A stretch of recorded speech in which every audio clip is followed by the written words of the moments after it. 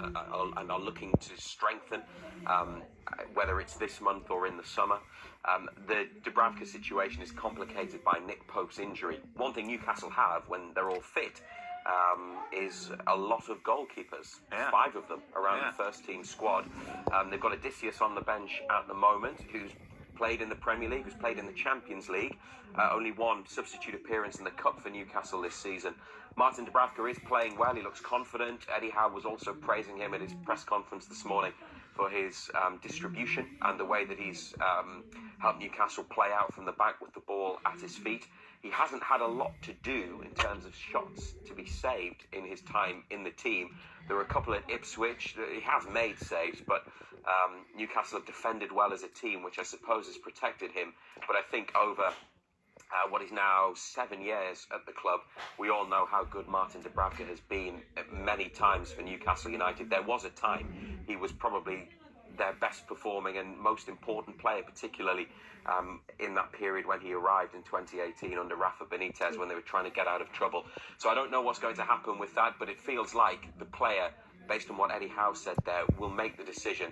The fact that he's coming to the end of his contract and they could get something for him might well be significant. I don't think it would be a lot, and it probably wouldn't help that much with PSR, whereas Almiron they probably would be able to get more money for, and that would of course all go towards giving them greater headroom when it comes to spending under the PSR regulations. Now, Eddie Howe has also been responding to Ando and others who have been speculating about the future of Alexander Isak and other players. You know, Ando's been mentioning him in the same breath as Arsenal a few times, and he's not the only one to have done that, is he?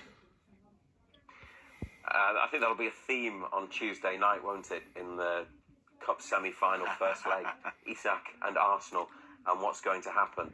I think it's quite calm and relaxed around Newcastle with all of that, and I think supporters of Newcastle have a better grasp of this situation than people further afield, because there's lots of talk in the national media and on fan channels from people who don't cover Newcastle, who don't follow the club closely, about Alexander Isak and Arsenal and whether that would be a good move for him, whether he'd be a good fit for Arsenal.